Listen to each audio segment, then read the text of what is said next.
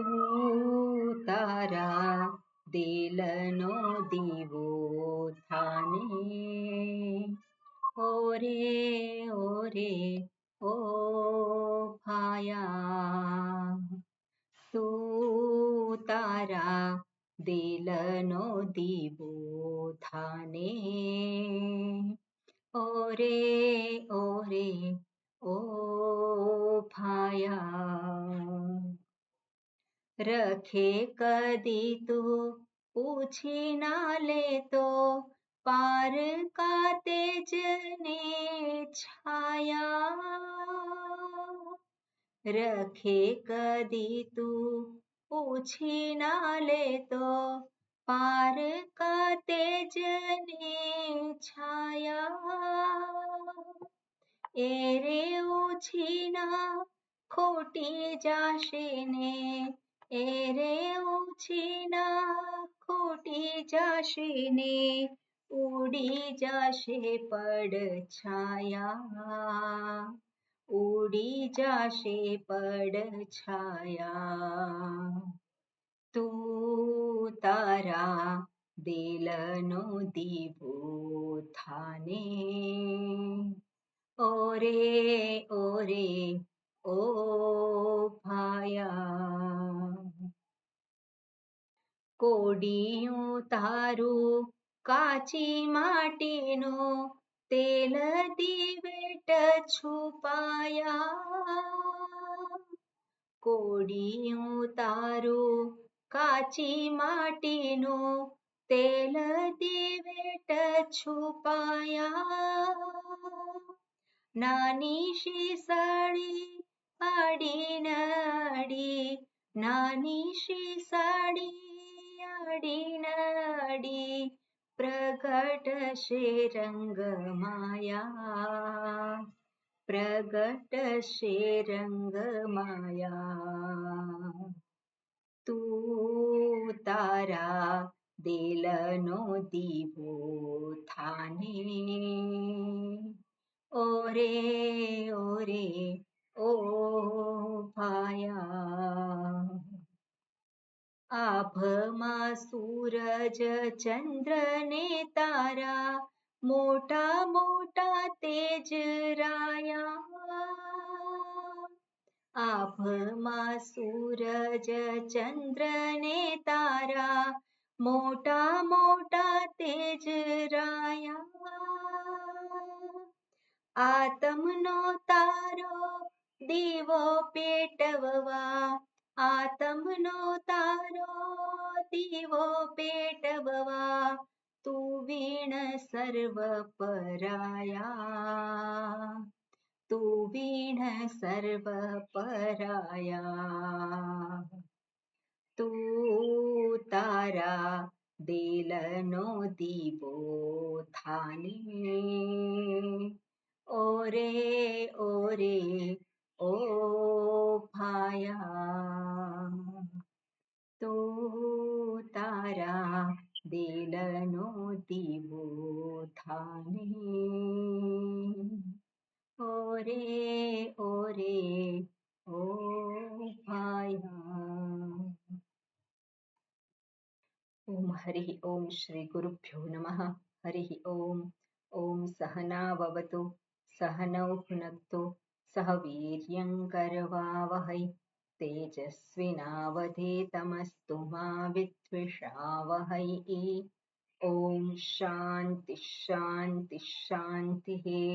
શંકરં શંકરાચાર્યં કેશવં બાદરાયણં सूत्रभाष्यकृतौ वन्दे भगवन्तौ पुनः पुनः. ईश्वरो गुरुरात्मेति मूर्तिभेदविभागिने व्योमवद्व्याप्तदेहाय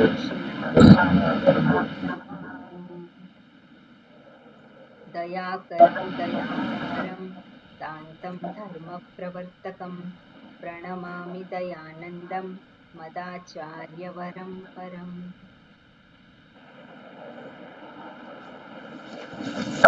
આજે મારું મનથી આ જ ગીત ભજન સાંભળવું હતું, તમે ગાયું. બરોબર. અંતરની પ્રાર્થના સાંભળી. અંતરની પ્રાર્થના તમે સાંભળી. બરોબર છે, ભગવાને સાંભળી. બરોબર. હા, કોઈ પ્રશ્ન છે ખરો જયંતભાઈ? આપણે જે ચર્ચા થઈ આપણે ગયા વખતે ને બધી જીવાત્માની ગતિ.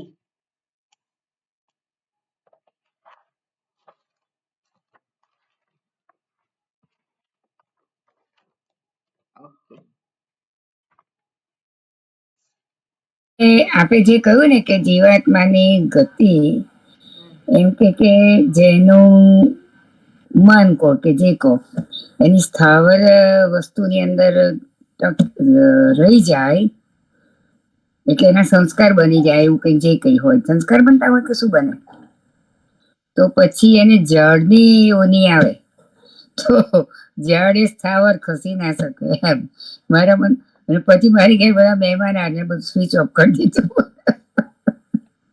એટલે મેં કા ધમાલ કરશે બધા અહીંયા. અને મારે એટલે સ્થાવર યોનીની જે વાત કરી ને આપે કે તમે જે સ્થાવર જંગમમાં તો પૈસા ને કાગરિયા ફાગરિયા શેર કે સગાવાલામાં એનું મન હોય, પણ સ્થાવર એટલે તેને જે આ મિલકત હોય એની એમાં મગજ એનું રહે કે શું હોય? તો રાજા રાજપાટ મૂકી જાય છે. ભાષ્યને આધારે વિચાર કરીએ આપણે. હા, બોલો. તો એમાં શું કહ્યું છે? યોનિમ અન્યે પ્રપદ્યન્તે શરીરત્વાય દેહિનઃ. એમાં સ્થાણુ મન્યે, તો સ્થાણુ અન્યે અનુસંયંતિ એવું કહ્યું છે ને. તેમાં ભગવાન ભાષ્યકારે શું કહ્યું? સ્થાણુ એટલે વૃક્ષાદિ સ્થાવર ભાવમ અન્યે અત્યંત અધમાહ મરણમ પ્રાપ્ય અનુસંયંતિ. તો અત્યંત અધમાહ, તો અત્યંત અધમાહ કોને કહેવાય? હવે અધમ કે પછી મધ્યમ કે પછી ઉત્કૃષ્ટ, એને એટલે કોની વાત કરી છે? અત્યંત અધમાહ અથવા તો મધ્યમ હોય કે પછી ઉત્કૃષ્ટ હોય, એને ઉત્કૃષ્ટ જે છે તો એને ઉત્કૃષ્ટ યોનિની પ્રાપ્તિ થાય. તો ઉત્કૃષ્ટ, મધ્યમ કે નિકૃષ્ટ એ કોની વાત છે? આ દેહધારી મનુષ્ય, જીવાત્માની વાત આવી ને, મનુષ્યની વાત છે. બરાબર, ત્યાં કોની વાત છે? અહીંયા મનુષ્યની વાત છે. એમાં મનુષ્ય જે છે અત્યંત અધમ કહ્યું છે. અત્યંત અધમ કોને કહેવાય? તો અત્યંત અધમ જે છે આપણે એની અભિવ્યક્તિને આધારે. હવે અભિવ્યક્તિ જે છે એને કેવી રીતે અધમ અને એટલે નિકૃષ્ટ કે આપણે ગણી શકીએ? તો ફરી પાછું શાસ્ત્રને આધારે જ આપણે જોવાનું રહે. અધમ કોને કહીએ? જે તમો ગુણથી યુક્ત હોય, જેનામાં તમો ગુણ વધારે હોય એ અધમ કહેવાય. ખરું કે નહીં? તમો ગુણથી યુક્ત હોય એને અધમ કહેવાય. રજો ગુણથી યુક્ત હોય એને મધ્યમ કહેવાય. અને સત્વ ગુણથી યુક્ત હોય કોણ કહેવાય? એ ઉત્કૃષ્ટ કહેવાય. તો મનુષ્યમાં આ બધા ભેદ છે કે નહીં? મનુષ્યમાં આ ભેદ છે. અહીંયા શું કહ્યું છે? અન્ય પ્રપદ્યંતે, તો અન્ય જે છે અત્યંત અધમાહ પ્રપદ્યંતે સ્થાવરા, જે સ્થાવર આદિ યોની છે એને પ્રાપ્ત કરે છે. તો અત્યંત અધમ એટલે કોને કહીએ આપણે? જે તમો ગુણ પ્રધાન છે. તમો ગુણ પ્રધાન છે એટલે શું? તમો ગુણ પ્રધાન છે એને માટે ભગવાને આખો અધ્યાય છે. ભગવદ્ ગીતામાં ઘણી બધી વાતો કરે છે. સત્વગુણનું પ્રાધાન્ય જેનામાં છે એની અભિવ્યક્તિ કેવી હોય, રજોગુણનું પ્રાધાન્ય છે એની અભિવ્યક્તિ કેવી હોય, તમોગુણનું પ્રાધાન્ય છે એની અભિવ્યક્તિ કેવી હોય. બરોબર ને? અને એ જ અર્થને અનુલક્ષીને, એ જ વસ્તુને અનુલક્ષીને ગુણની પણ વાત કરી છે ભગવાને. ગુણ જે છે શું છે?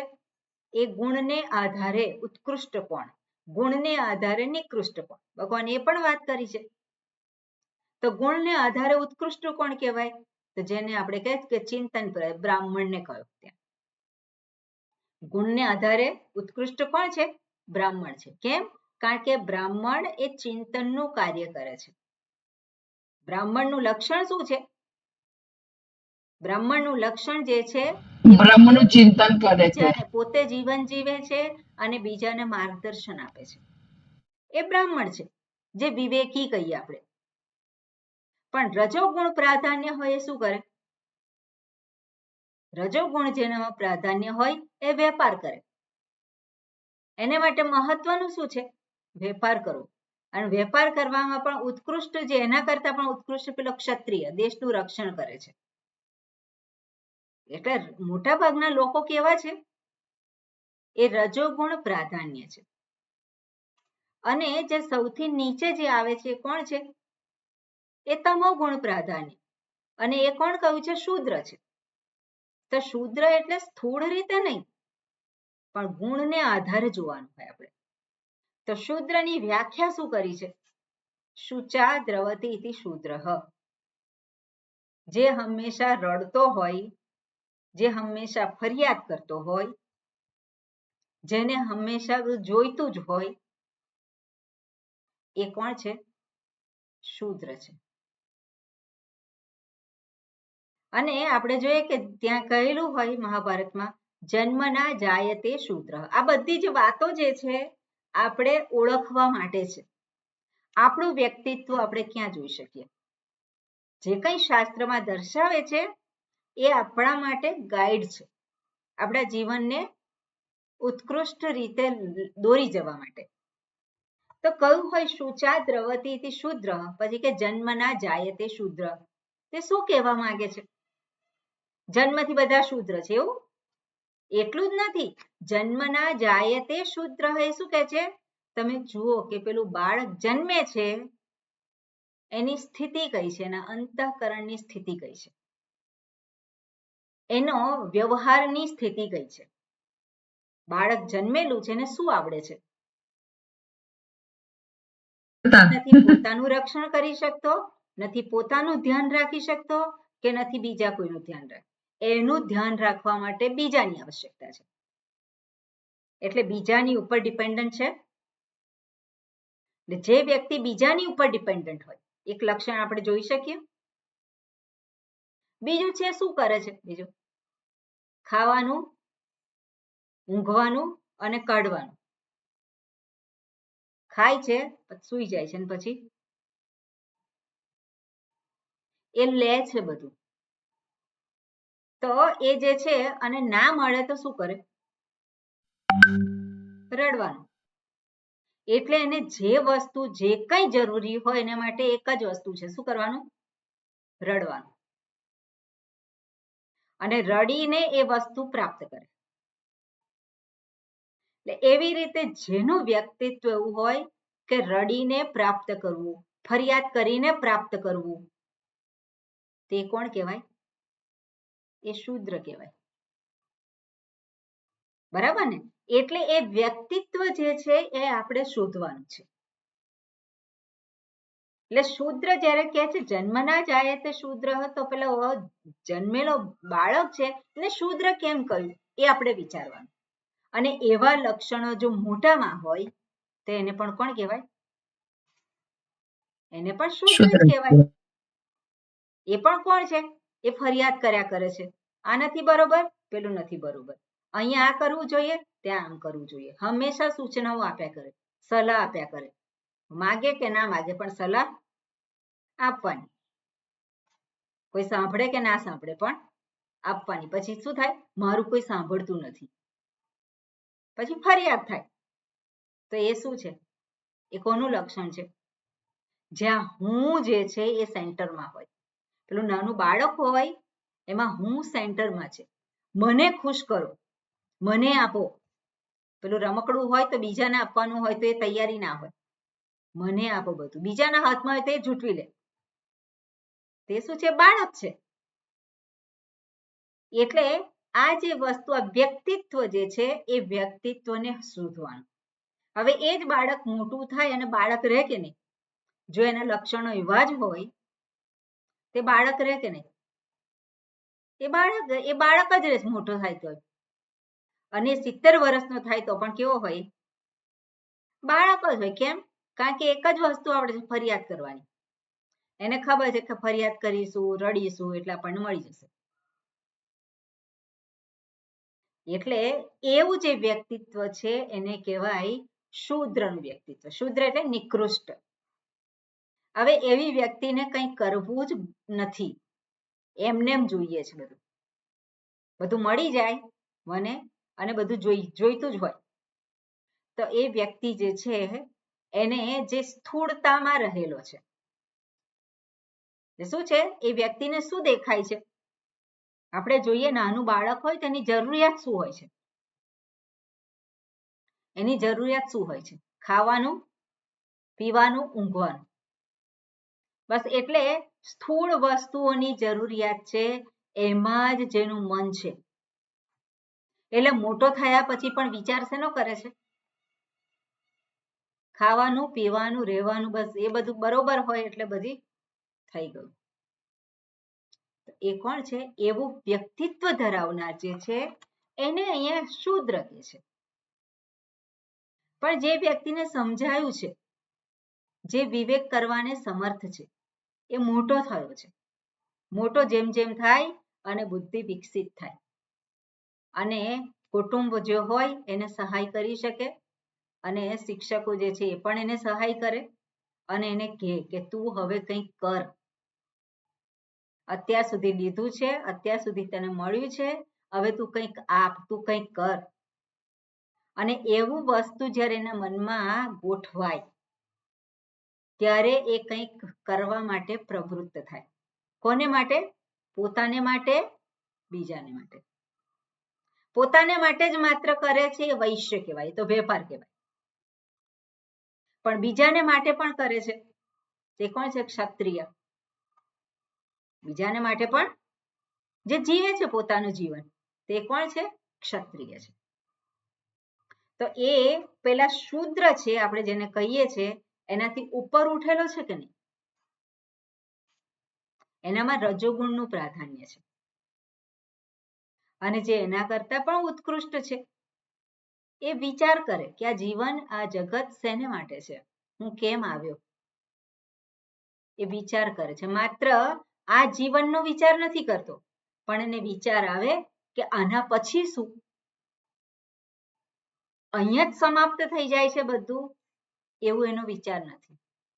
એટલે એની આસપાસ જે કંઈ એને સાંભળવા મળે શબ્દો, એની આસપાસ જે કંઈ એને વાંચવા મળે, એને આધારે એ પોતે જ પોતાના વિચારો છે એ વિચારે છે. કારણ કે આપણે બધા જોઈએ તો અધ્યાત્મમાં આપણે આવ્યા હોઈએ તો એકદમ નથી આવી ગયા, એની પાછળ કંઈક ને કંઈક સમજદારી તો રહેલી હોય.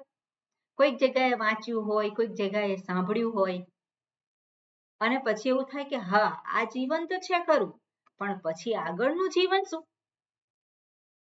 એટલે એ જે વિચાર આવે છે પરિણામે એનો અધ્યાત્મમાં પ્રવેશ થાય છે. તો એવો જે વિચાર કરે છે એ શું થાય છે? એમાં સત્વગુણનું પ્રાધાન્ય આવે છે. સત્વગુણ વધે છે, પ્રાધાન્ય થાય છે એવું નહીં, પણ સત્વગુણ ધીમે ધીમે શું થાય છે? એનામાં વધે છે. અને વિચાર સતત એ કરતો હોય તો એ પોતે એ પણ નિશ્ચય ઉપર આવી શકે કે હા આ જીવન જ એટલું જીવન નથી, પણ આ જીવન કરતા પણ બીજું જીવન છે. અને જે બીજું જીવન જે છે એ કયું જીવન છે? એટલે આ બધા જ વિચારો જે છે કરવાને જે સમર્થ છે એને કોણ કહેવાય? વિવેકી કહેવાય. પણ જે આવા વિચારો નથી કરતો, પણ માત્ર પોતાના શરીરનો, પોતાની આસપાસ જે કંઈ છે એનો વિચાર કરે છે, એ કોણ છે? એ શૂદ્ર કહેવાય. એ સ્થૂળ બુદ્ધિનો કહેવાય. એટલે સ્થૂળ બુદ્ધિ એટલે શું? સ્થૂળ વિષયોના સંદર્ભમાં જેની બુદ્ધિ પ્રવૃત્ત છે. એટલે શું કહીએ? સ્થૂળ વિષયોના સંદર્ભમાં જ જેની બુદ્ધિ પ્રવૃત્ત થયેલી છે. એટલે સ્થૂળ વિષયો કયા? સ્થૂળ વિષયો કયા છે? તમે કહો. પોતાની સામે જે હોય તે ભોગના. એટલે જે ભોગ દેખાય છે એને આ જગત કેવું દેખાય છે? ભોગનું સાધન દેખાય છે. જે કંઈ છે એ બધું શું છે? બસ ભોગ છે, મારા માટે છે. એટલે ભોગ દ્રષ્ટિથી પેલો જ્યારે જગતને જુએ છે અને એને બધું જોઈએ છે. હવે જેની દ્રષ્ટિ સ્થૂળમાં હોય, સ્થૂળ ભોગમાં હોય, તો તો એને ફરી પાછું જે પ્રાપ્ત થાય શરીર, એ કયું શરીર પ્રાપ્ત થાય? બરોબર, એને કયું શરીર પ્રાપ્ત થવાનું છે? એક જગ્યાએથી હટતો નથી, બસ એને બેઠા બેઠા બધું જોઈએ છે, બેઠા બેઠા જ બધું એને આવવા દો આવવા દો. મફત મળતું હોય તો પછી કરવાનું શું કરવાનું? મફત મળી જતું હોય તો શું કામ મહેનત કરવાની? ઘણા બધા લોકો એવા હોય છે પ્રારબ્ધવાદી, પ્રારબ્ધમાં હશે તો મળશે, પ્રારબ્ધમાં હશે તો મળશે જ એમ. કોણ છીનવી લેવાનું હતું? એટલે આપણે કંઈ કરવું નથી. તો પ્રારબ્ધમાં હશે એ મળશે, પણ શું મળશે? પ્રારબ્ધમાં શું છે?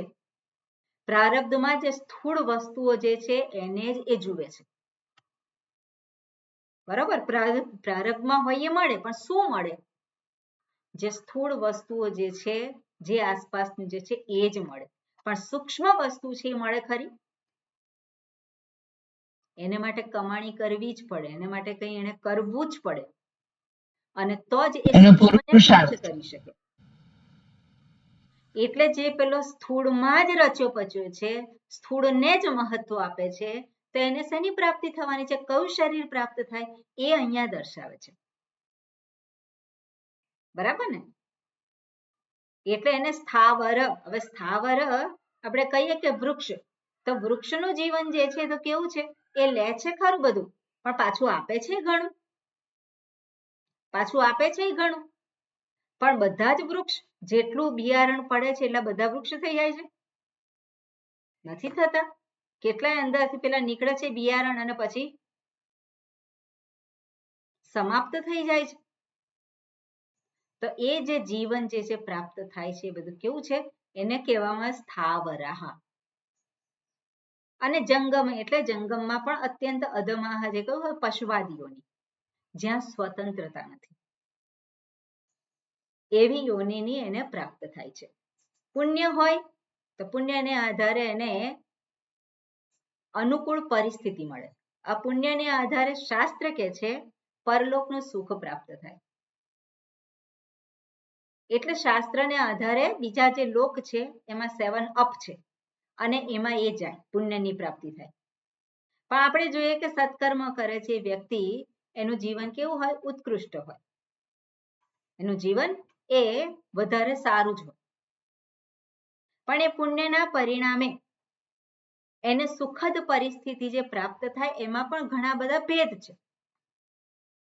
અનુકૂળ પરિસ્થિતિ અને સુખદ પરિસ્થિતિ, એમાં પણ ભેદ છે. અનુકૂળ પરિસ્થિતિ એટલે સુખદ પરિસ્થિતિ એવું નહીં. અનુકૂળ પરિસ્થિતિ શેને માટે અનુકૂળ પરિસ્થિતિ? અનુકૂળ પરિસ્થિતિ અને સુખદ પરિસ્થિતિ. તો અનુકૂળ પરિસ્થિતિ જે છે એને કઈ કહેવાય? તો પુણ્યના પરિણામે પ્રાપ્ત થતી પરિસ્થિતિ, અનુકૂળ પરિસ્થિતિ. અને સુખદ પરિસ્થિતિ એ પણ પુણ્યના પરિણામે જ પ્રાપ્ત થાય. પણ આપણે ઉદાહરણથી જોઈ શકીએ કે પેલો વ્યક્તિ જે છે એનો જન્મ થયો સાઉદી અરેબિયામાં, જન્મ થયો, કોઈક પેલો પ્રિન્સ જે છે એને ત્યાં જન્મ થયો. તેનો જન્મ ત્યાં થયો તે સુખદ છે કે નહીં? એને બધું મળી જાય ત્યાં સુખદ રીતે સુખદ છે, ત્યાં સુખદ શું? એ પુણ્યનું પરિણામ છે. પણ બીજો જે છે નરસિંહ મહેતા જેવા, તો નરસિંહ મહેતાનો જન્મ થયો, તો એ જન્મ જે થયો એને અનુકૂળ કહેવાય કે ના કહેવાય?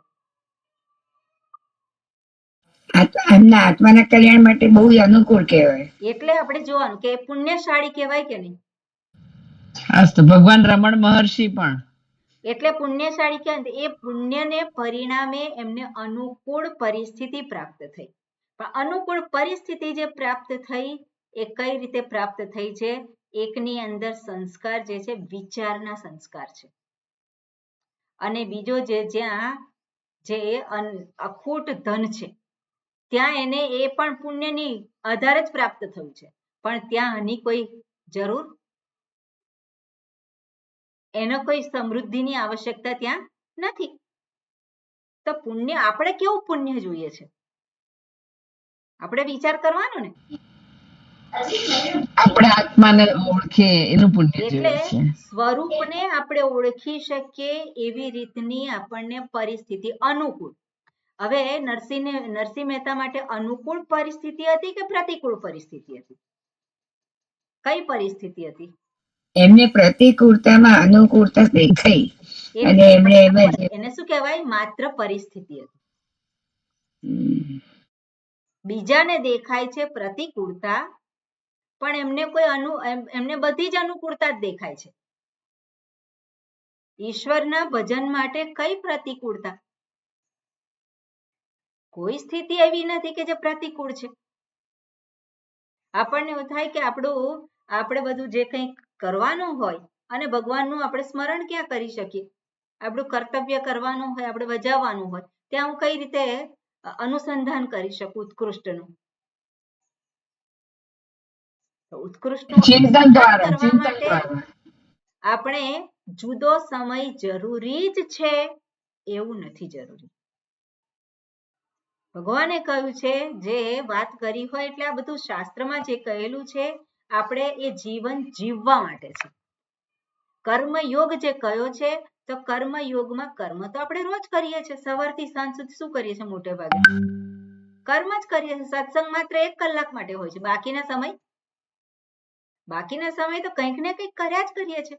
તો ત્યાં આપણે જે કર્મ કરતા હોય ત્યારે સમજદારી હોય. કઈ સમજદારી હોય? ભગવાને જે વાત કરી છે કે તું તારા કર્મને કર્મયોગ બનાવી દે. માત્ર કર્મ કર્યું અને કૃષ્ણાર્પણમસ્તુ બ્રહ્માર્પણમસ્તુ કહ્યું એટલે કર્મયોગ થઈ ગયો એવું તો નથી. માત્ર કહેવાથી નથી થઈ જતું, પણ કર્મ જ્યારે હું કરું છું ત્યારે જ સમજદારી. તો એ સમજદારી મને ઈશ્વરથી દૂર રાખે છે? એ મને ઈશ્વરથી દૂર ના રાખે. એ જે કંઈ કર્તવ્ય છે એ કરું છું ત્યારે એ છે જ, એ સભાનતા જરૂરી છે. અને સભાનતા હોય તો હું ઈશ્વરનું અનુસંધાન ક્યારે ના કરી શકું? એટલે શાસ્ત્ર આપણને કઈ સ્પેશિયલ વસ્તુ સ્પેશિયલ કંઈ કરવાનું નથી કહેતા. શાસ્ત્ર આપણને જરૂર શરૂઆતમાં આપણા મનને ફોકસ કરવા માટે, આપણા મનને એક સ્થાનમાં બેસી અને સમજાય એને માટે થોડા સમયની આવશ્યકતા હોય, વિચાર કરવાની આવશ્યકતા હોય, શાસ્ત્રની જરૂર પડે, શાસ્ત્ર જે કહેનાર છે એની જરૂર પડે. પણ પછી શું છે? આપણે આપણું જીવન જે છે જીવીએ છે ત્યારે જ એ વસ્તુને આપણે જોવાની છે, સત્યને આપણે જોવાનું છે. અને એ સત્યનું દર્શન એ વખતે હોય તો પછી એ જુદા સમયની ક્યાં જરૂર છે? એટલે ભગવાને જ્યારે કહ્યું હોય કે તું મને તારી સાથે રાખ, તું મારું ભજન કર, તું મને તારી સાથે રાખ. અને ધારો કે તું તારી સાથે ના રાખી શકે, તું મારી પાસે ના આવી શકે, તો મને તું તારી સાથે લઈ જા. તું ના આવી શકે તો મને તું લઈ જા. તો મને તું લઈ જાય એટલે શું છે? તું જે કંઈ કરે ત્યાં મારું અનુસંધાન કર. અનુસંધાન એટલે શું? આપણે મનથી એક કૃષ્ણ ભગવાનનો ફોટો છે, એમની એક મૂર્તિ છે અને આપણે જોયું અને પછી આપણે એનું અનુસંધાન. એવું નથી. ભગવાન એટલે કોણ છે એટલે સમજવું પડે. પાછું એના માટે શાસ્ત્ર જોઈએ. ભગવાન કહે છે હું સર્વમાં છું, સર્વ રૂપે છું. તો સર્વમાં છું, સર્વ રૂપે છું. મને દેખાય છે? મને દેખાય છે કે નથી દેખાતું? સર્વમાં સર્વ રૂપે હું છું, તો મને દેખાય છે? નથી દેખાતું. તો કેમ નથી દેખાતું? ભગવાન એનો ઉપાય બતાવે છે કે તું જે કંઈ કરે એ બધું જ જે છે તું વિચાર કર, પેલો હું કરે છે એ હુંને તું બાજુએ રાખતા શીખ. તું એક કામ કર, હુંને બદલે તું એવું ગોઠવી દે. હુંને બદલે તું એટલે ભગવાન. કારણ કે હકીકત તો એ જ છે કે બધું ભગવાન છે. માં હુંને સ્થાન ક્યાં છે? છે કે નહીં એવું? જે કંઈ જીવન જીવીએ છીએ આપણે, જે કંઈ કરીએ છીએ, જે આપણું ક્ષેત્ર છે, જે બધું છે એ બધું આપેલું છે. કોણે આપેલું છે? એને જ આપેલું છે. માં હું ક્યાં આવ્યો? તો એ હું જે છે એને બાજુ પર રાખતા આપણે શીખીએ. એના સ્થાને તું આવે તો શું છે, અનુકૂળ થઈ જાય છે બધું, ખરું કે નહીં? આપણને જે હમણાં જે પેલી ઘટના ઘટી આપણે જોઈએ કે સંભલમાં બધા પથ્થરબાજી થઈ અને પછી હવે ન્યૂઝમાં આવતું હોય કે પથ્થરબાજી કરીને પથ્થર હતા એનાથી પોલીસ ચોકી બનાવે છે. જે પથ્થર ત્યાં હતા માર્યા હતા બધાને અને એ જ પથ્થરનો ઉપયોગ કરીને પોલીસ ચોકી બનાવે છે. તો આપણા જીવનમાં પણ આપણને જે કંઈ પ્રાપ્ત થયું હોય આપણે તો એનાથી આપણું કામ કરી શકીએ ને, આપણી ઉન્નતિ થઈ જ શકે, બરોબર કે નહીં? પણ પ્રોપર એટીટ્યુડ, ફરિયાદ નહીં. પેલો ફરિયાદ કરે છે તો ફરિયાદમાં રહી જાય છે, એટલે ફરિયાદથી કંઈ આપણું કાર્ય કોઈ સિદ્ધ થાય નહીં. પણ એ ફરિયાદ કોણ કરે? જે પેલો હંમેશા પેલો સ્થૂળને જુએ છે એ ફરિયાદ કરે, આ નથી મળ્યું, આ નથી મળ્યું, આમ થયું છે, આમ થયું છે, મારું કોઈ ધ્યાન નથી રાખતું, મારે આમ કરે છે, એ ચાલ્યા કરે. તે કોણ છે? એ સ્થૂળને જોનારો છે. પણ એનાથી ઉપર ઉઠેલો છે એ કોને જુએ છે? મને હું નહીં, પણ એને, ઈશ્વરને જુએ છે જીવનમાં. અને ઈશ્વરને જોતા શીખે પછી બધું સ્થાને દેખાય, ફરિયાદ જતી રહે, જીવનમાંથી ફરિયાદ ના રહે.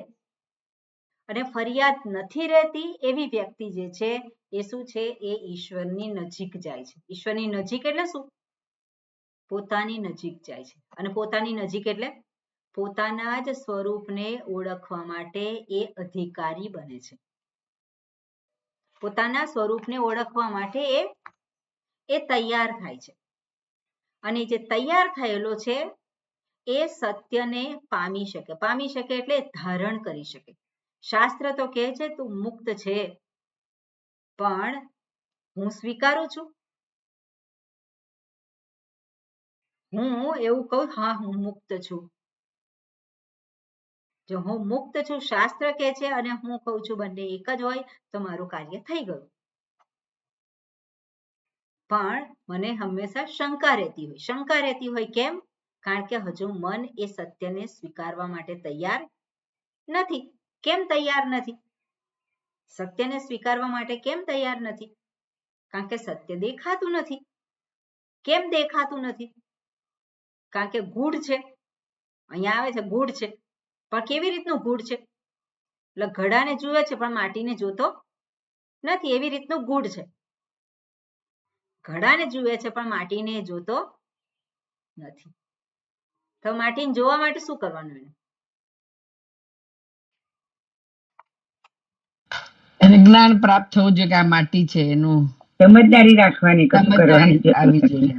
એટલે એ જે કંઈ કરે છે ત્યાં શું છે? માટી જ છે. પણ એ સમજદારી પ્રાપ્ત થાય અને પછી એનું કાર્ય થઈ જાય છે એવું પણ છે નહીં. કારણ કે શાસ્ત્ર તો અનેક વાર કહે છે તું મુક્ત છે, તું મુક્ત છે, તું સચ્ચિદાનંદ સ્વરૂપ છે, અને છતાં પણ ફરી પાછું શું થાય છે? ફરી પાછું પેલો ત્યાં જઈને બેસી જાય છે. એટલે મારા પક્ષે કંઈક કરવાની જરૂર છે. અને કરવાનું છે એટલે શું છે? સત્વગુણનું પ્રાધાન્ય. સત્વગુણનું પ્રાધાન્ય કઈ રીતે થાય? તો વિચાર કરવાથી. માત્ર હુંનો નહીં. એટલે હુંનો જે વિચાર કરે, માત્ર હુંનો વિચાર કરે છે એ તો તમોગુણથી ગ્રસ્ત છે. એનાથી થોડો ઉપર ઉઠેલો છે મારાનો વિચાર કરે છે. મારાનો, હું અને મારા. પણ હું અને મારા એટલું જ નહીં, અમારા. હું અને મારા આટલું જ નહીં, પણ શું છે? હવે અમારા, આપણા.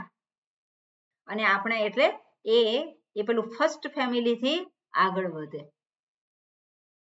કોણ છે હવે? હવે ગામનો વિચાર કરે. એનાથી હોય તો દેશનો વિચાર કરે. એ જે છે જગતનો વિચાર કરે. તો એ શું છે? ધીરે ધીરે એનો પેલો હું જે છે એ વિશાળ થતો ગયો. અને જે વિશાળ થતો ગયો, કેટલો વિશાળ થયો? સર્વમાં એ જ છે. સર્વમાં હું જ છું. હું વગર આ વિશ્વ ક્યાં? અને વિશ્વમાં એક હું છું. વિશ્વમાં આ એક વ્યક્તિ છે, હું છું એક. તો વિશ્વમાં પોતાને જુએ છે માત્ર પોતાના ફેમિલીમાં જ જુએ છે એવું નહીં, પણ ધીરે ધીરે ધીરે ધીરે એ મોટો થયો છે. એટલે આપણે ત્યાં જે લગ્નનું જે છે એની પાછળ આ જ ઉદ્દેશ છે. પેલો એકલો હોય અને પછી બેકલો થાય, કેમ? કારણ કે બીજાનો વિચાર કરીને જીવવાનું એને આવડે. બેકલો થાય એટલે બીજું આવે એના જીવનમાં તો બીજાનો વિચાર મારે કરવાનો છે. અને બીજાનો વિચાર કરવાનો છે એટલું જ નહીં, બાળકો આવે તો બાળકોનો પણ વિચાર કરવાનો છે. એટલે હુંનો શું થાય છે? વિસ્તાર થાય છે. પણ એ ત્યાં સુધી મર્યાદિત નથી રાખવાનું, એને વિસ્તાર કરવાનો છે. એટલે આ રીતે આપણે જોઈએ કે ધીરે ધીરે ધીરે ધીરે પેલો ઉપર ઉઠે છે અને જેમ જેમ એ પેલો વિસ્તાર થતો જાય તેમ તેમ ત્યાગ થતો જાય. બરોબર ને? જે પેલું હું જે છે, હુંનો પેલો થોડોક પેલું બીજું આવ્યું એટલે હુંનો થોડોક ત્યાગ કર્યો. પોતે ત્યાગ કર્યો તો બીજાને પ્રાપ્ત થયું. બીજાનો વિચાર કરવો એટલે શું?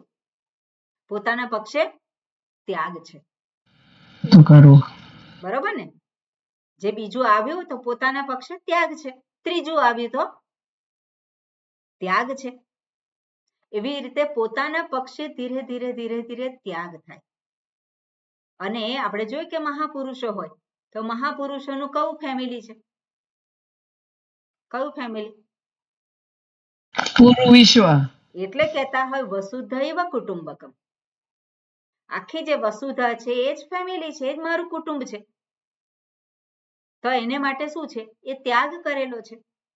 ત્યાગ એટલે શું? સ્થૂળ ત્યાગ એટલું જ છે? એટલું જ નથી. સર્વનો ત્યાગ કરેલો છે. અને સર્વનો ત્યાગ એટલે શું છે? આ સર્વ માનો પોતે એક બની ગયો. સર્વ માનો પોતે કેવો છે? એક છે. એટલે એની દ્રષ્ટિ જે છે કેવી થઈ છે? વિશાળ થઈ છે. એટલે ધીરે ધીરે ધીરે ધીરે આપણી જે વિચારનું જે સ્તર છે એ સ્તર ધીરે ધીરે શું થાય?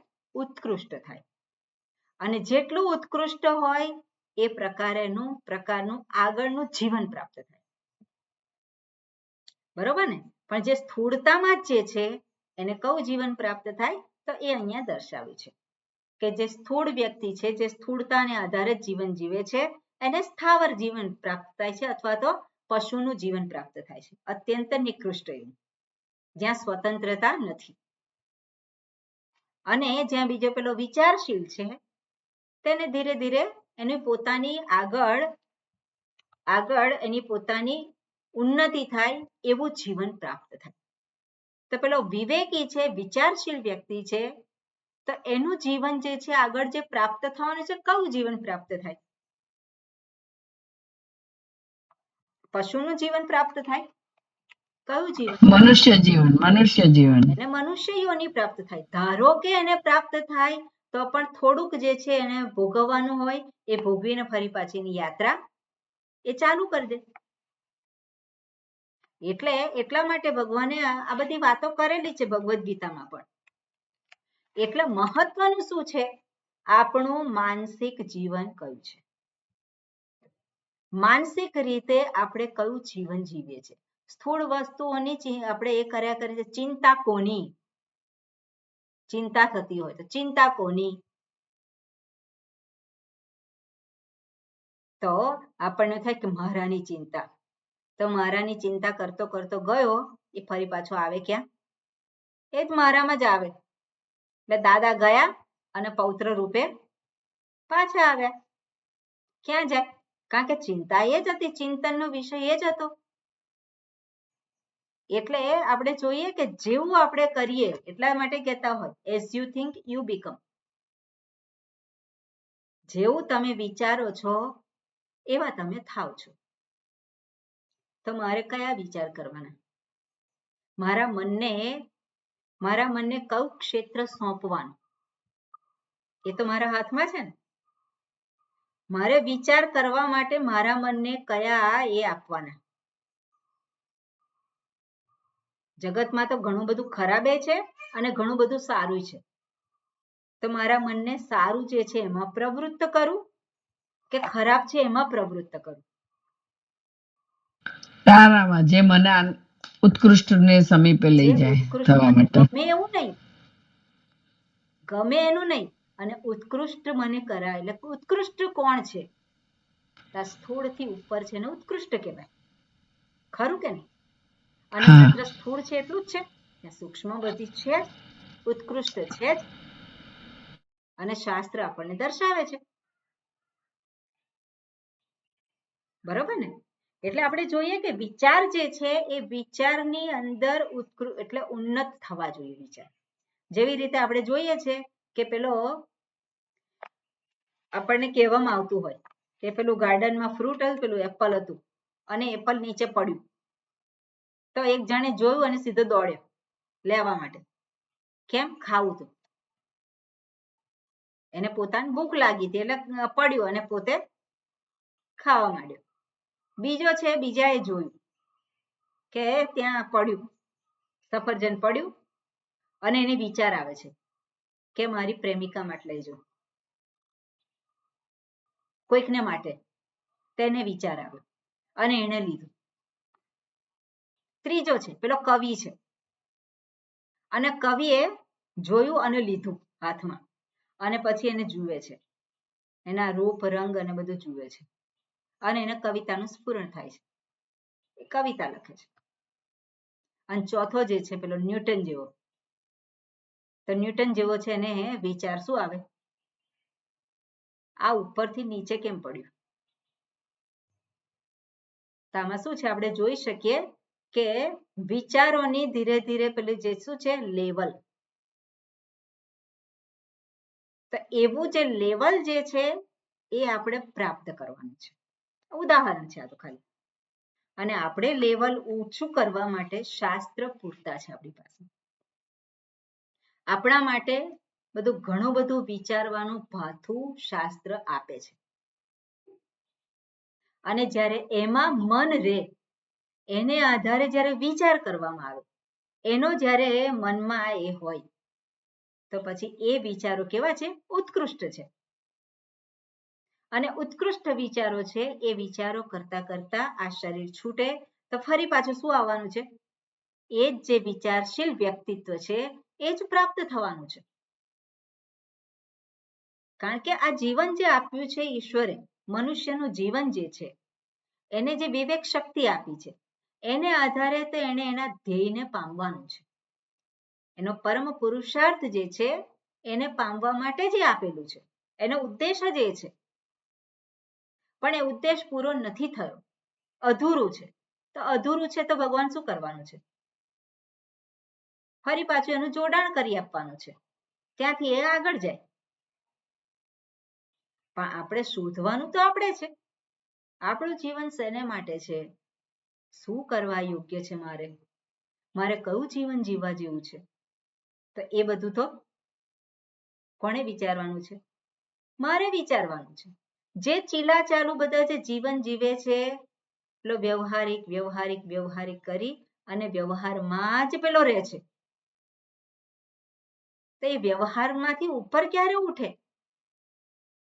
અને વ્યવહાર જેને આપણે કહીએ છીએ, વ્યવહારિક વ્યવહારમાં તો આવું જ હોય, ત્યાં હું જ મોટો થતો હોય છે, હું આમ અને હું તેમ. તો એને માટે થોડું જીવન છે. બધાનું જીવન છે એ એક આગવું જીવન છે. ભગવાને જુદી જુદી પરિસ્થિતિ આપી છે બધાના જીવનમાં. બધાનું જીવન જે પ્રારબ્ધ છે બધાનું જુદું છે, અને એ જે પ્રારબ્ધ છે એને આધારે એને ઉત્કૃષ્ટને પામવાનું છે. તો ત્યાં કમ્પેરિઝન ક્યાં છે?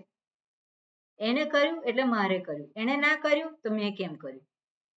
આવું બધું જે છે એમાં જે રહે છે, જાણે વ્યવહારમાં વ્યવહાર જ મુખ્ય થઈ ગયો. તો એ શું છે? ફરી પાછું ચિંતન તો કોનું કરે છે? આ જ જગતનું ચિંતન. પણ જગતના ચિંતનમાંથી ઉપર ઉઠે. ક્યારે ઉપર? જગત નિયંતાનું ચિંતન કરે. અને જગતના નિયંતાનું ચિંતન કરવા માટે આપણે શરૂઆતમાં જોઈએ, આપણે જાણવું પડે કે જગત નિયંતા એટલે કઈ રીતે છે. આપણે જાણ્યું શાસ્ત્ર પાસેથી કે એ જ જગત રૂપે પ્રગટ થયેલ છે, જગત રૂપે એ જ પ્રગટ થયેલ છે. તો હું જોઈ શકું છું જગત રૂપે એ પ્રગટ થયેલ છે. કેમ નથી જોઈ શકતો? કેમ નથી જોઈ શકતી? તરત આપણે વિચાર કરીએ, મને કેમ નથી દેખાતું? તો એ આપણને શું કરે છે? આપણી જે માનસિક જે જીવન જે છે એમાં આપણને ઉન્નત કરે છે. કારણ કે અલ્ટિમેટલી સત્ય જે છે સત્ય તો આપણે જ શોધવાનું છે. હું મુક્ત છું શાસ્ત્ર કહે છે તો હું મુક્ત છું એ હકીકત છે, પણ એ હકીકત છે એ કલ્પના છે? એ હકીકત એ કલ્પના નથી. મુક્ત છું એ કલ્પના નથી. તો એવી રીતે આપણે જોઈએ કે હું એ સત્યનો સ્વીકાર કરી શકું, મને દેખાય કે હું મુક્ત છું. તો એવું જે જીવન જે છે, એવી સ્થિતિ જે છે એ મારે વિચારપૂર્વક મારે પ્રાપ્ત કરવાની છે. એટલે આપણને શાસ્ત્ર જે છે એ કોઈક રીતે આપણને ગાઈડન્સ આપે અને ગાઈડન્સના આધારે આપણે વિચાર કરવાનો છે, આપણે જીવન જીવવાનું છે. બરોબર ને? ઓકે, કોઈને પ્રશ્ન હોય તો પૂછો આ સંદર્ભમાં.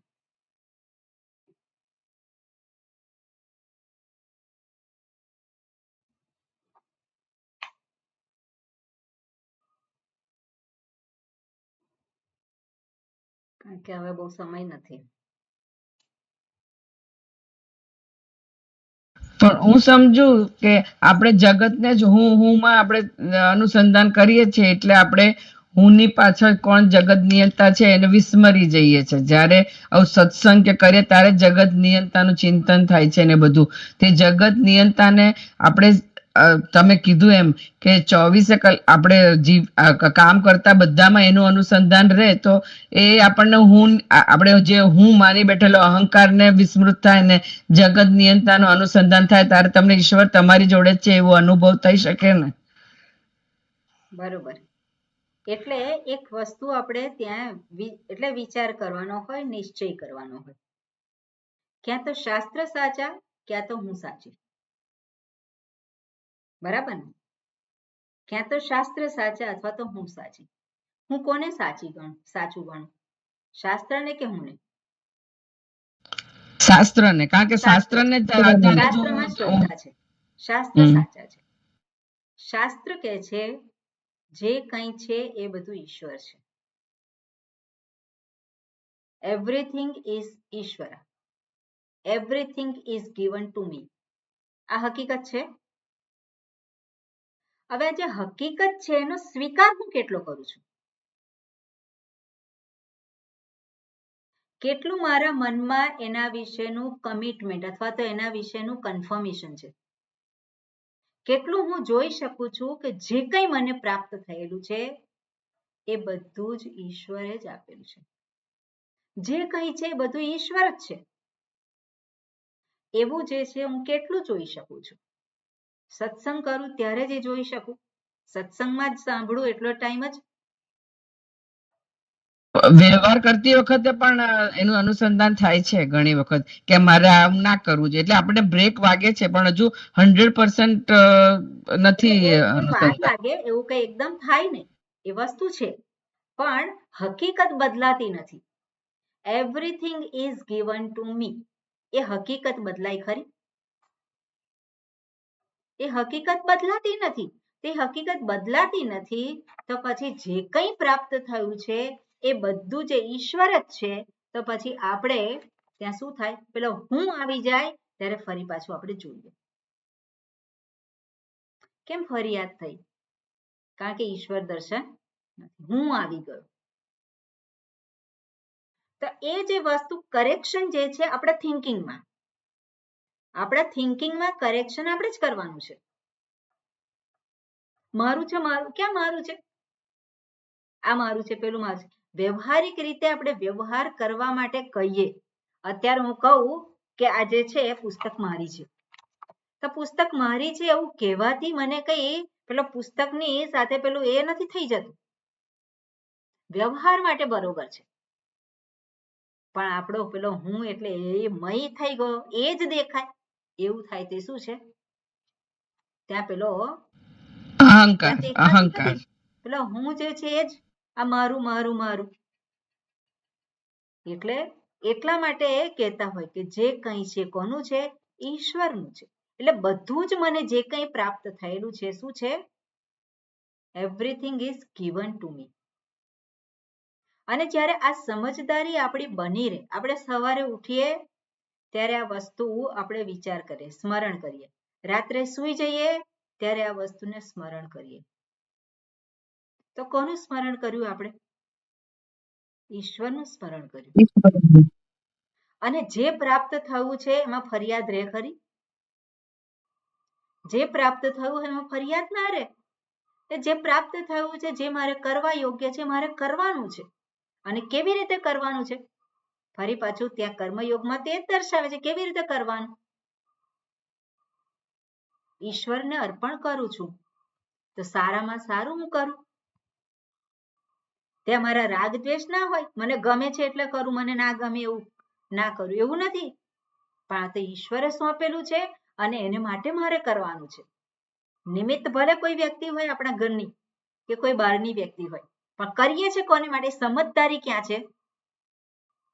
અહીંયા છે. કોઈને કહેવાની જરૂર નથી. કોઈકને કહેવા જઈએ તો આપણને ગાંડા ગણે. હું તમારા માટે નથી કરતો, હું તો ઈશ્વર માટે કરું છું. એવું ના કહેવાય. બરાબર ને? પણ સમજદારી છે આપણી એની પાછળ, કે હું જે કંઈ કરું છું એ ઈશ્વરને અર્પણ કરું છું. ઈશ્વર માટે, એટલે સારામાં સારું હું કરું એને અર્પણ કરવા માટે. તો એ કર્મ કરતી વખતે પણ ત્યાં શું છે? અનુસંધાન છે કે નહીં ઈશ્વરનું? ત્યાં કોઈ ફરિયાદ કેમ મળ્યું ને કેમ ના મળ્યું ને બધું છે ફરિયાદ? ત્યાં નથી ફરિયાદ. તો જ્યાં ફરિયાદો શાંત થઈ જાય તો ત્યાં કયા વિચારો આવવાના છે? જ્યાં મન શાંત છે, પ્રસન્ન છે, તો ઈશ્વર જે છે મારી પર કેટલો કૃપાળુ છે એ જ વિચારો આવે. અને ત્યાં શાસ્ત્રને પ્રવેશ થાય. બરાબર ને? એટલે આપણે રાત્રે સૂઈ જઈએ ત્યારે વિચાર કરીએ, એવરીથિંગ ઇઝ ગિવન ટુ મી.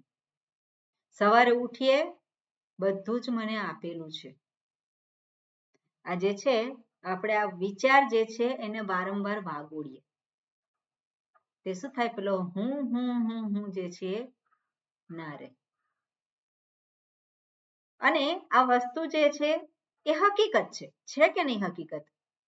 બધું મને આપેલું છે, હકીકત છે. પણ એ હકીકતને હું ધારણ નથી રાખી શકતી. તો શું કરવાનું?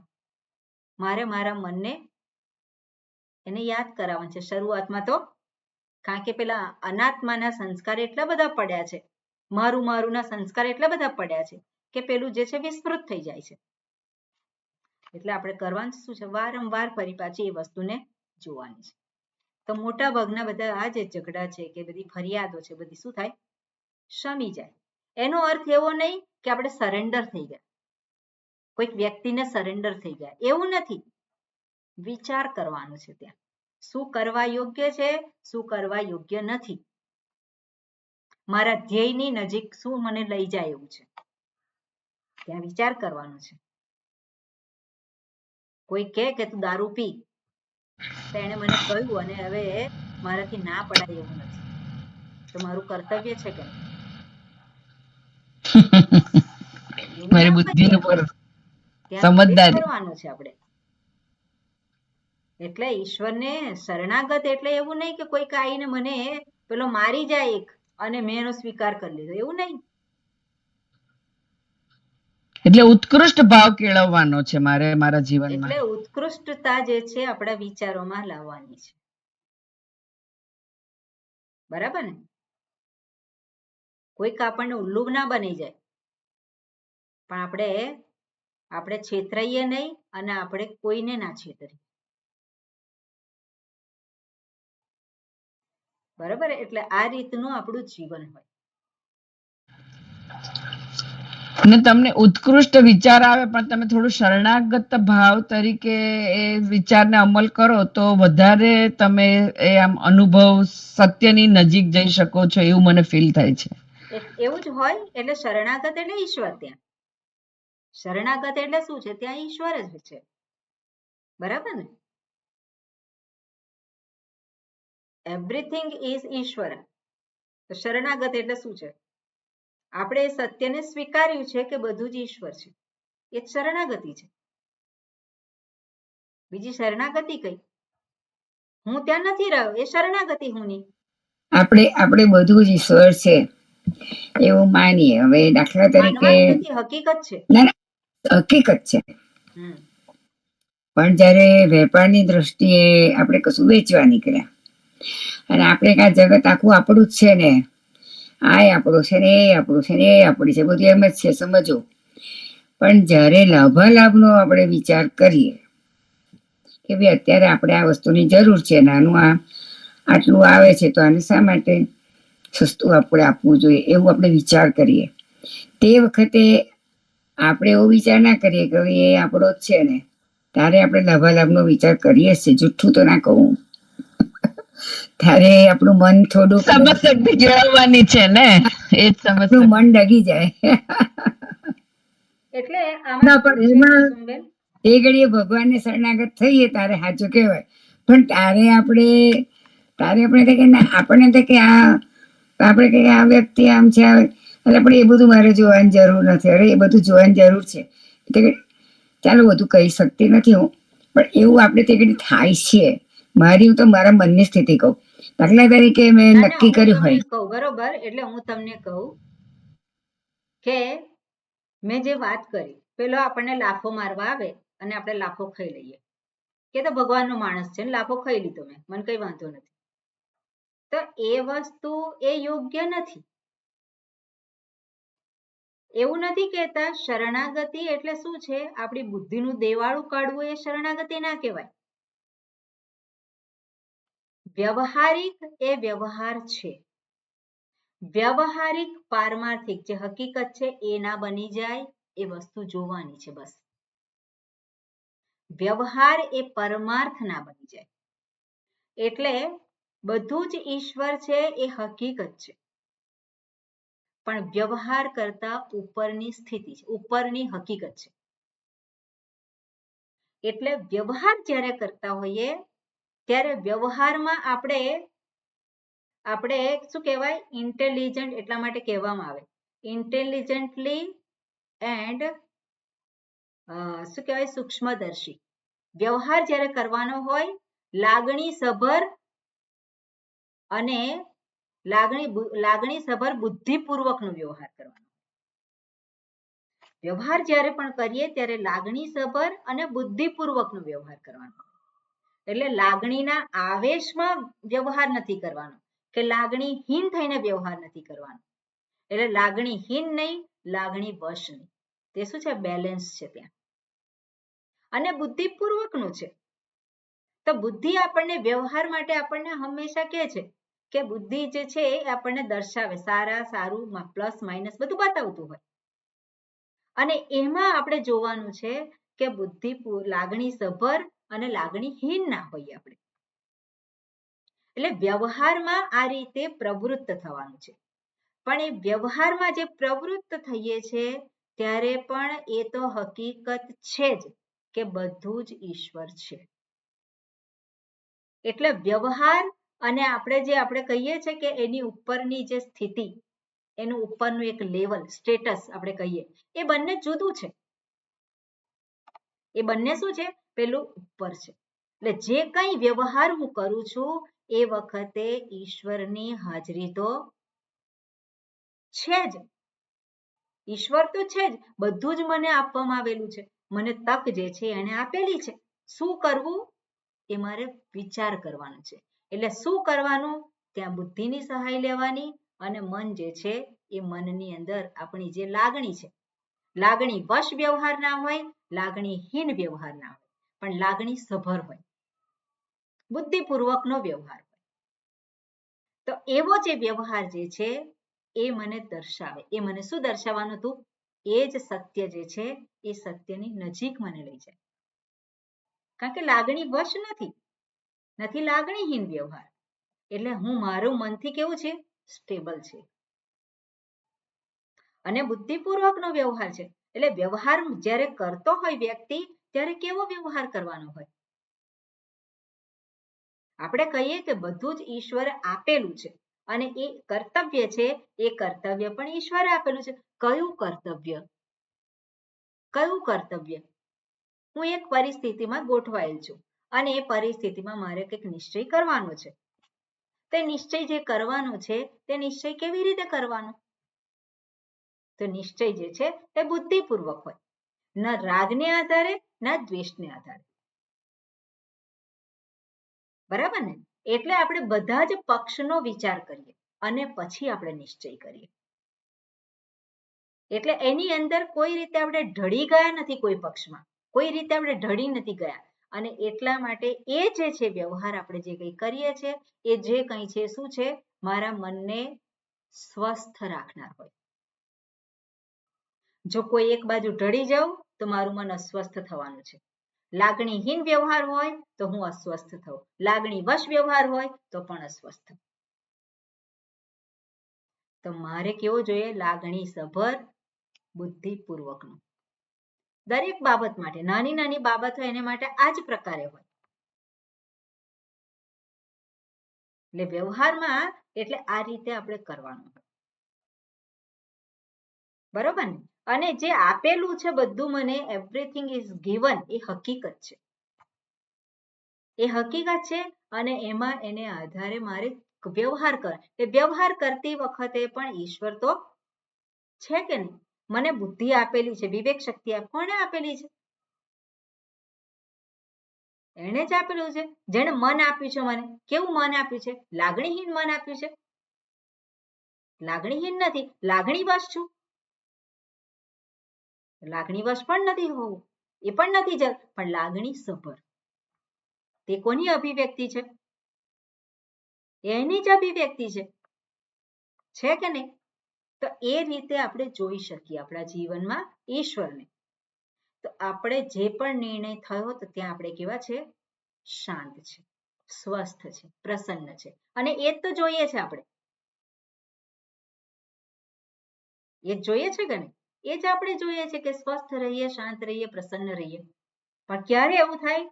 ના લાગણી વશ હોય ના લાગણીહીન હોય, પણ બુદ્ધિપૂર્વકનો લાગણી સભર. અને લાગણી સભર એટલે ભગવાને જે આપ્યું છે એને આપણે જોતા શીખીએ. આપણે ઘણી બધી વખત એવું થાય લાગણી વશ થઈ જાય અને વ્યવહાર થઈ જાય, તો ત્યારે આપણી ઉપર બ્લેમિંગ નથી કરવાનું. ત્યારે ફરી પાછું જોવાનું કે બીજી વખત હું ધ્યાન રાખીશ. કોઈ પ્રકારનો સિક્કો નહીં મારવાનો. લાગણીહીન થઈ ગયા તો ફરી પાછું આપણે જોવાનું કે ના, આ વ્યવહાર બરોબર નહોતો, તો ફરી વખત એને સુધારવાનું. આપણે મનુષ્ય તરીકે શું કરી શકીએ? આપણે શીખવાનું છે ઘણું બધું, આપણે આગળ વધવાનું છે, ખરું કે નહીં? અને જીવનમાં આવી બધી પરિસ્થિતિઓ તો આવે જ છે બધાના જીવનમાં. તે વખતે મારો વ્યવહાર કેવો હોય? બુદ્ધિપૂર્વકનો, લાગણી સભર. રાગ દ્વેષને આધારે કોઈ નિર્ણય નહીં. અને એવું જે જીવન આપણે જીવીએ તે આપણને શાંત રાખે છે, પ્રસન્ન રાખે છે. અને એ જે કંઈ આપણે કરીએ ત્યાં ઈશ્વરને આપણે જોઈએ કે આ બુદ્ધિ આપી છે, આવી વિવેક શક્તિ આપી છે, એણે આપેલી છે. આ મન આપેલું છે, એણે આપેલું છે. અને એને આધારે હું નિર્ણય કરું, પછી એની પર છોડું. જે થાય છે એની પર છોડું, જે નિર્ણય થયો એ. પછી હું ક્યાં આવ્યો? હું નથી આવતો ત્યાં. મેં કર્યું, હું કર્યું, ખોટો નિર્ણય કરું છું, પેલું કરું છું. હું આવતો ને, જે થયું એ થયું. બરાબર ને? અને પછી આપણને ખબર પડે કે આ તો ખોટું થયું, તો પછી ફરી વખત આપણે જોઈએ કે આ સાચું કરવાનું છે. લાગણીને વશ થઈ ગયા તો લાગણીને વશ નથી થવાનું. લાગણીહીન થઈ ગયા આપણને એવું દેખાય તો લાગણીહીન નથી થવાનું. બાકી આપણને સ્વસ્થતા રહે, આપણી શાંતિ રહે, એ પ્રમાણે આપણે જોવાનું છે. એટલે એ જે છે, એટલે એમાં ફરી પાછો પેલો હું નહીં, ત્યાં કોણ? ઈશ્વર જ. ઈશ્વર હોય તો જ આ વસ્તુ સંભવિત છે. બરોબર? એટલે એ વસ્તુ ઈશ્વર, એવરીથિંગ ઇઝ ગિવન ટુ મી. પછી શરીર, મન, બુદ્ધિ બધું જ જે છે મને આપેલું છે, જેવું છે એવું. એનો મારે ઉપયોગ કરવાનો છે. બધું સાધન છે. સાધન શેને માટે છે? એને માટે છે, એની જ પ્રાપ્તિ, ઉત્કૃષ્ટની પ્રાપ્તિ માટે. અને આ સમજદારી વિવેક થકી જ પ્રાપ્ત છે, રાઈટ? છે જ. બરોબર. હા, સમય થઈ ગયો ખાસ તો આપણે. ઓકે, આવતીકાલે. જી. ઓમ શાંતિ શાંતિ શાંતિ. હરિ ઓમ. શ્રી ગુરુભ્યો નમઃ. હરિ ઓમ. વિચાર કરજો, આમાં કઈ પ્રશ્ન હોય તો પાછો પૂછી શકાય. હરિઓમ બધાને. હરિઓમ પ્રણામ. હરિઓમ. હરિ ઓમ. હરિઓમ.